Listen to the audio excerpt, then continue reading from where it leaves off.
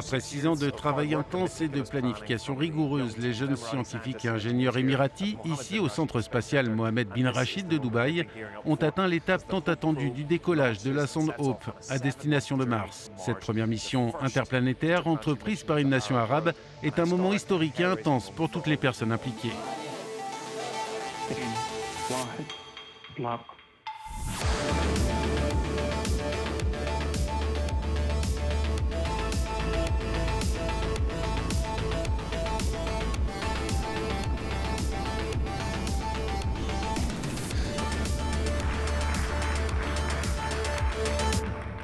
On passe par toutes les émotions, on est enthousiaste, heureux et reconnaissant d'avoir cette opportunité et en même temps très stressé et terrifié.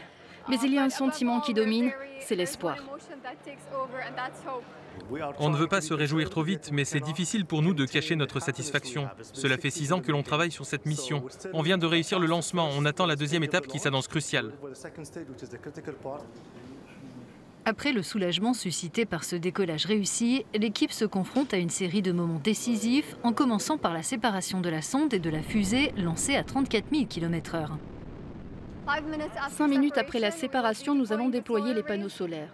De 15 à 30 minutes après la séparation, nous capterons le premier signal et ensuite nous enverrons des commandes à nos propulseurs de bord pour stabiliser la sonde et capter le rayonnement solaire. Et les premières heures de vol se sont déroulées sans encombre.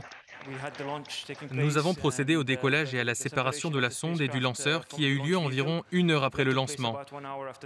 Et juste après cela, environ 20 minutes plus tard, nous avons reçu le premier signal en provenance de la sonde.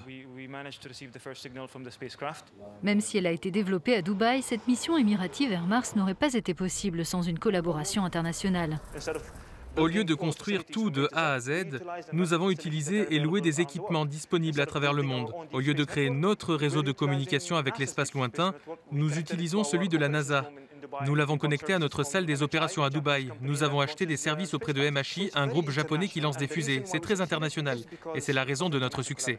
Reste que cette mission a eu bon nombre de défis à relever.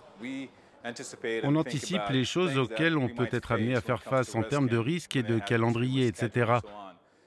Mais le coronavirus n'en faisait pas partie, c'est clair.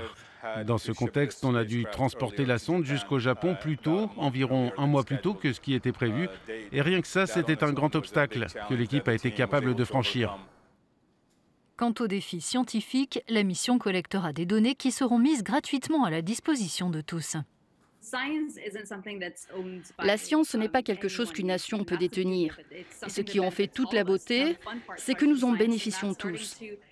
Le côté passionnant de la mission passe en premier lieu par la science et par la collecte de données scientifiques et la vérification et la validation des données que nous aurons traitées pour pouvoir les fournir au public et aux scientifiques du monde entier qui pourront ensuite les étudier et les utiliser dans leur domaine. Cela permettra aussi de lancer les recherches de notre équipe. On espère bien faire une découverte scientifique fin 2021 avec toutes les données que nous aurons rassemblées. En attendant, cette mission a offert à l'équipe émirati d'immenses connaissances pratiques, mais aussi l'espoir d'apporter sa pierre à une future exploration humaine de la planète rouge.